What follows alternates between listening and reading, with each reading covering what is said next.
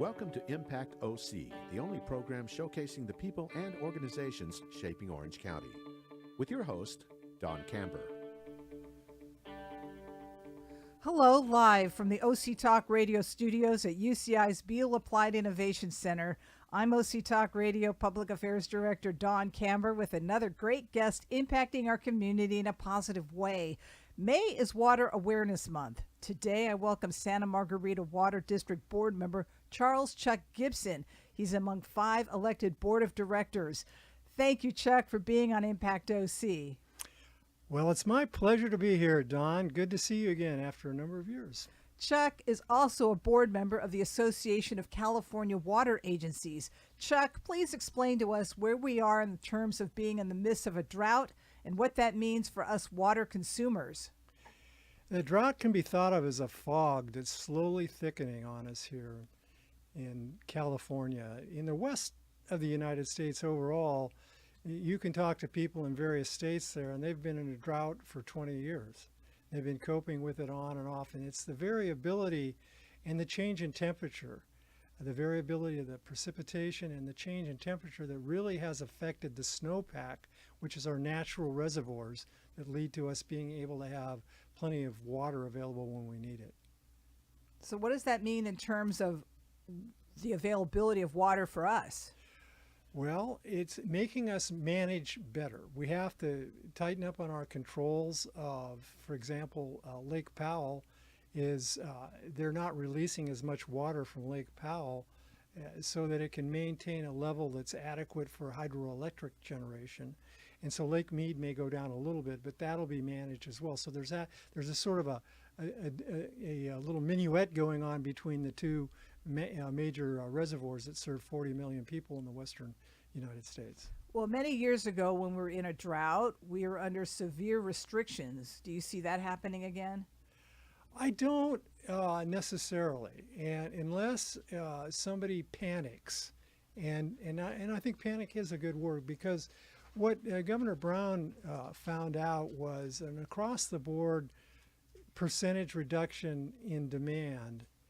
Saying to people, you've got to use 25% less, and if you don't, we're going to punish your water district, just simply didn't work, because a variety of water districts had made plans, and especially like San Diego and in Orange County in our case, and had conserved and had adequate supplies. There were plenty in Central and Northern California that had done that too. So while there were many districts, like a patchwork, if you think of it that way, that were in trouble and needed to go into that rationing mode, it wasn't appropriate for across the board. So we went into a drought contingency planning, sort of a stress test on the water agencies, so that if they could show over a 5-year period they were ready to meet the different demands that might occur depending upon the different levels of precipitation, that would pass muster. Now we're back into this short-term situation where the governor's come out and said, we'd like you to do 15% across the board cutback, but he's not enforcing it in the same way. It's not like a mandatory cutback. It's to me, it's basically advising people, watch the water you're using, respect it, don't waste it. And all the agencies are really working with the governor's office and the state to try to make this happen for us, tailored to our own district area and our own needs. Well, a lot was learned back then, and a lot of people did rip out their lawns and put drought-tolerant plants. Yeah. Well, for the most part, that was a very good thing to do. The problem for folks that spent thousands of dollars in doing that, and like even in our own district, we now use less water than we did then, but we're not getting credit for it. So it's like, what have you done for me lately? So when they come up in the media and elsewhere in the governor's office and say, cut back 15%, again, using that ham-handed approach to apply to every district, it doesn't apply. You need to look at the districts and what the people in those districts have done. And our district and our agency have done a phenomenal job in conserving, putting in drought tolerant, doing the watering at the right time, all the conservation measures that would ratchet down demand. But we've also done something very special, and our district is a leader in this, and that's recycled water.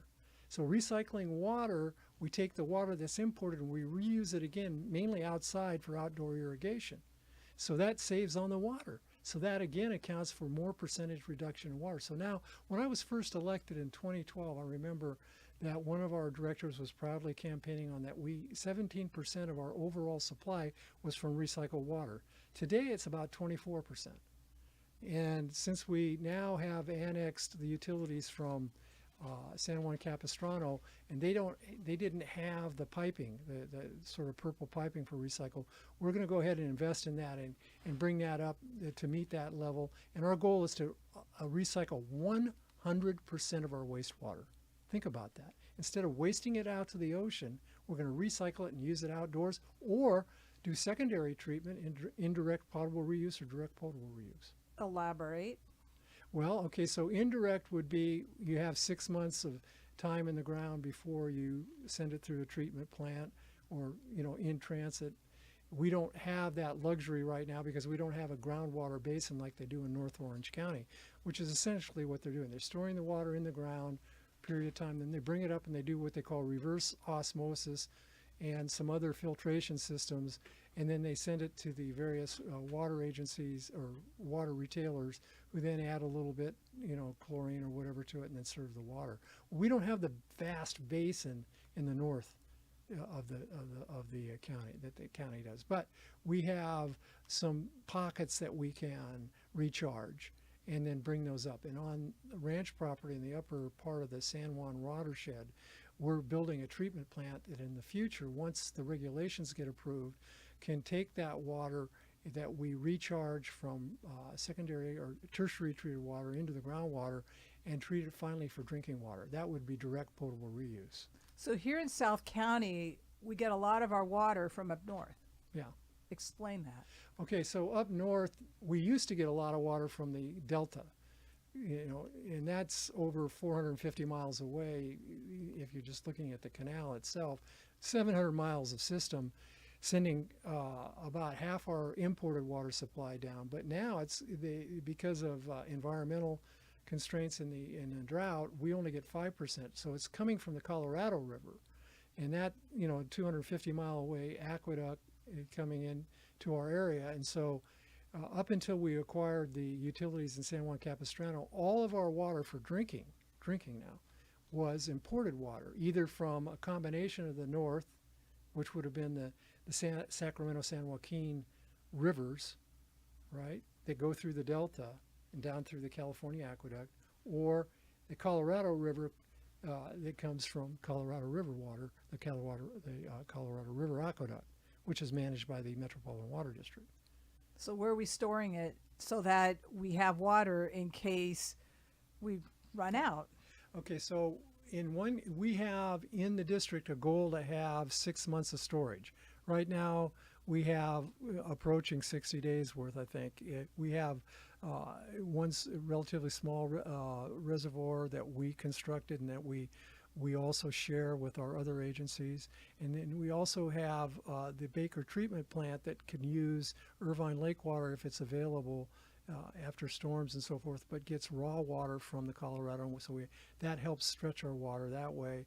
And then other storage on potable water is few and far between. So that's done by Met for us. So Metropolitan, and if you think about the Colorado River system, they have storage on the river, not just Met, equivalent to 4 times their annual flow.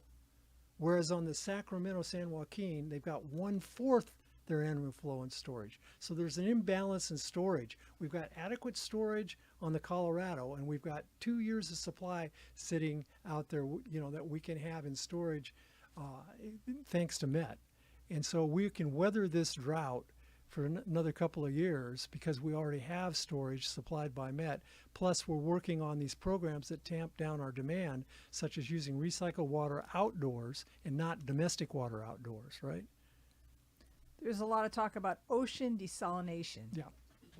That can be part of what I call a portfolio. What we need to have is a variety of sources to rely upon. Because if you look at imported water, one of the things that I looked at was a recent study we had done in connection with, we needed to spend quite a bit of money on recycle conversion, or we had communities that weren't like Ladera Ranch that had the purple pipes in, but we needed to construct purple pipes, and in connection with that we had to do environmental work. One of the studies showed that using domestic water, it crosses 5 earthquake faults 200 times. So there's a risk there that compels us to create local supply and storage facilities. Now, as far as desalination off the ocean, things can happen there too. And that's one of the arguments in Huntington Beach is that, well, you're subject to, this climate change, and there could be earthquakes and, on and on. Well, but it's another source that is independent of imported water. So it's important to have ocean desalination, even though, in the case of Huntington Beach, it'd be 50,000, what they call MGD, or 56,000 acre feet a year. If you look at all of the acreage, the acre feet used in South Orange County, I was trying to remember the number, but it's a fraction of what we use. So it wouldn't supply all we need. But Doheny, could supply, I think we use 75,000 acre feet in South Orange County a year, all the agencies combined. So Doheny's trying to do a 5 MGD plant, which would serve a good portion and be an alternative means of what we need. That could scalable to 10 MGD, which would be a really great secondary source of supply. Of course, the big thing is all of us follow water efficiency measures. Explain some of them. Well, it's watering at the right time.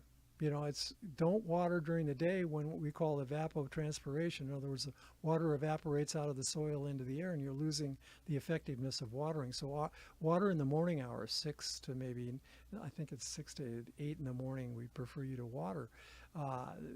Buy, energy efficient appliances for your indoor use. But the greatest potential is outdoors. Not to say that indoor use is not a good thing to focus on, and be careful in the water, don't waste it indoors. But the point is, outdoors is where we have a great deal of potential. You can re-landscape if you're in a position to do that. We have rebates and programs that help you, and even landscaper advice. Use water efficient irrigation, and a lot of our water is used by homeowners associations, so we're working with them to have them more completely use recycled water outdoors. You did that with Lake Mission Viejo. Yeah, we did. That's a real interesting example. It's the largest, to our knowledge, it's probably the largest man-made lake in the nation. And they were relying upon stormwater runoff, basically, and then domestic water, imported water. And they really had a target on their back at that Lake Mission Viejo, because, starting in Governor Brown's first term, he flew a helicopter down, pointed at it and said, that's not a good thing to do with domestic water. So we worked with the Homeowners Association and the city. It was a public-private municipal cooperative agreement that we developed, and we do advanced treatment of recycled water that's suitable for swimming in the lake now. And they're using actually a little bit above what we thought they would use in the recycled water, and it's scalable. We could use more, and they're recirculating the water to have even better water quality in the lake. And you have a big event coming up on May 7th, Yeah. Water Awareness Day. Yeah. Explain. Yeah, so that we like to expose people to the fun of water, and to understand the complexities of the operations that we go through, so you can turn on the tap and rely upon having water there, or just be able to know that we'll be able to take care of your the water that needs disposing of, and your wastewater. And so we have a fire engine ride for the kids still. We can go down to the plant, the Chiquita Reclamation Plant, and have a tour there and see that wonderfully modern plant that is really a marvel, and appreciate that. And also we're going to have community booths and everything from face painting to a garden that we've got that it demonstrates the kind of plants that you might use in your own garden. Where is it? At our district headquarters in Rancho Santa Margarita. Explain where that is. Okay, it's at the intersection roughly of Oso and Antonio. And they could get information on the website. Yeah. Explain the website. Just www.smwd.com, and they can go on there. And it's called the Water Festival. I think it starts at 10 in the morning till 1 in the afternoon.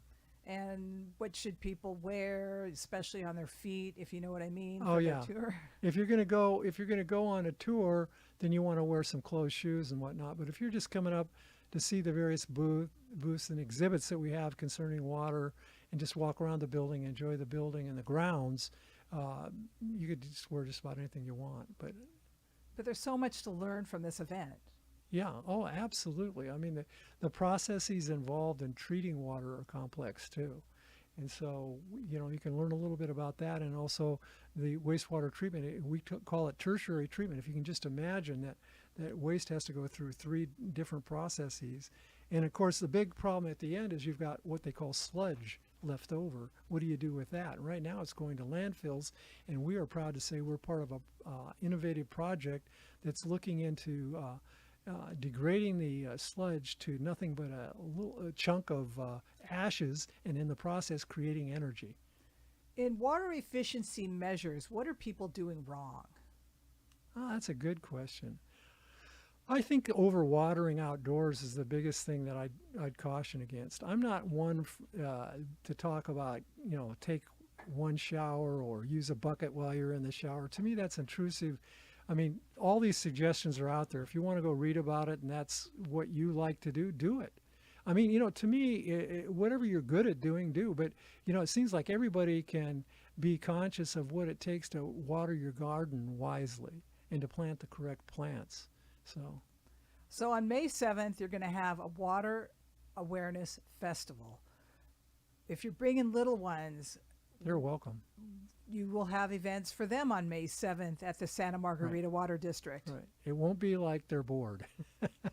They'll have a good time and a lot of smiling faces. Like I say, I remember we haven't had one since the pandemic. So, I'm going back and remembering what it was like. And we had face painting and we had little games, and vendors sometimes will put up a booth. Community businesses will have booths. So there'll be food there probably too and such. Did you find that people learned a lot from the last drought in terms of what they did in their homes and how they are being water efficient?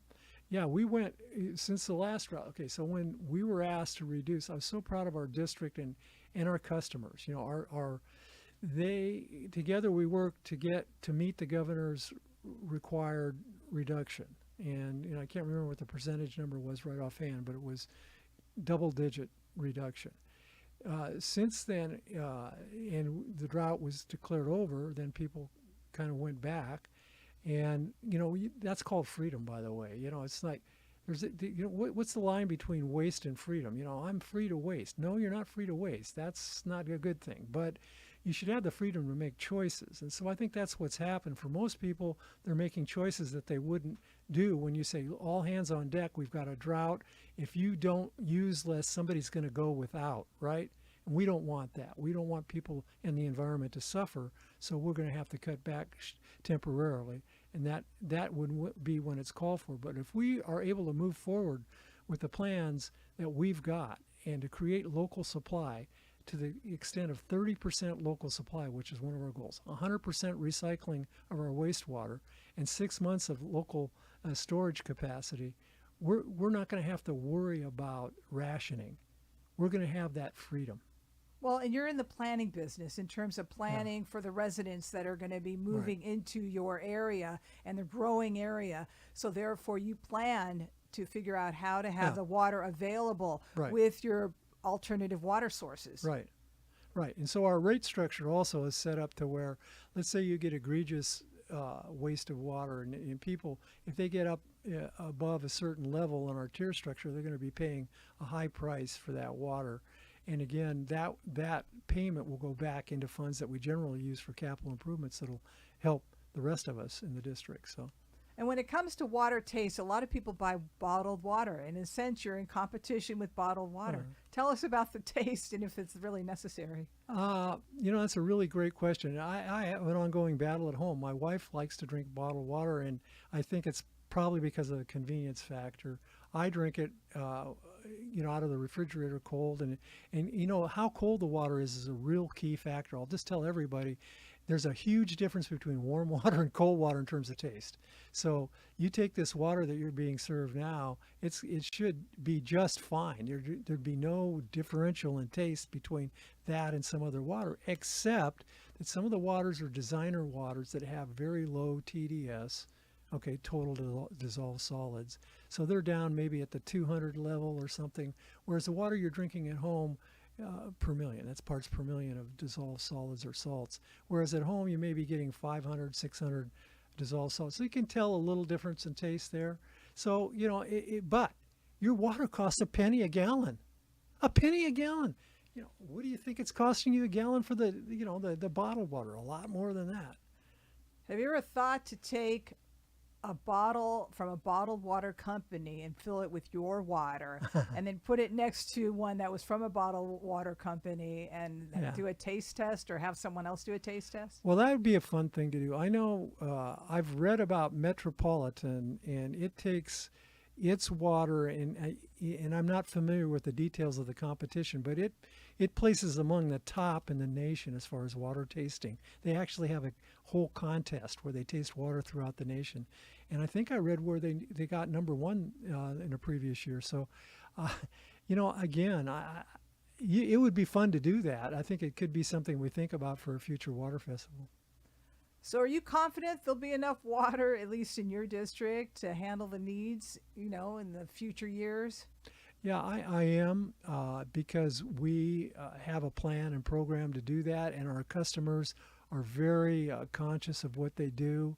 And they're, you know, by and large, we're not wasting water. We're using less water. And though we've grown in population by double digits, we're using actually probably double digits less water than we did in any kind of baseline year that you want to take, going back to 2000 and let's say 7. So, you know, we're at 21,300 acre feet of domestic water, and at 2007, when we were at our peak, we were around 25,000. And I want to point out that many times when people are driving by, they see in gardening areas a sign that indicates it's recycled water. Right. Usually, I think it's a purple sign. Am I correct? Yeah, that's the purple pipe idea. When it's a purple, but is that water dangerous for dogs if they get access to that water? That's a great question. I doubt it. We just don't want to see people drinking it, so you know it's a required warning to it. What's to prevent people from doing it? You know, signs and things aren't going to prevent everything, but it is treated to the point to where it's healthy for plants. It's not for drinking. So the point is, you have recycled water for the outside that it's okay for the plants, and then for humans, so far they just get it from their faucet and they'd be A-okay. A-okay. And then we're building treatment plants that'll take the treated water and turn it into drinking water for us, so that we'll get more out of what we're getting imported. So we figure, import that water hundreds of miles, we might as well use it 2 or 3 times, right? And they can get a good education about what you're doing. May 7th, explain again where this water awareness event will be. It's at the Santa Margarita Water District headquarters at the corner of Oso and Antonio. It's just past the corner, actually, toward Crown Valley. And when they're there, they can get on a bus that you'll be offering to give them a tour. Right. Of the Chiquita reclamation plant. And that plant does. It's all in it, and it treats the wastewater to a tertiary degree, and some of it goes out into ocean disposal, but most of it is getting treated to use outdoors. And these are among the measures you use for outreach to educate the public as to how your water district operates. Right. And so also like to remind that being part of a statewide organization, we're cognizant of the agricultural aspect of water. You know, so a lot of people, they complain. They say, well, 80% of the water is used by agriculture, and they need to tamp down what they're doing. What they are doing recycling. And the thing is that we need to protect our water sources, including the Colorado River and the state water, so that it's available for agriculture, not only for what we use, but also valuable exports to other countries. So. Well, thank you, Santa Margarita Water District Board Member Charles Chuck Gibson, for being on Impact OC. And I thank everyone for tuning in. I'm OC Talk Radio Public Affairs Director Dawn Camber. Have an impactful day.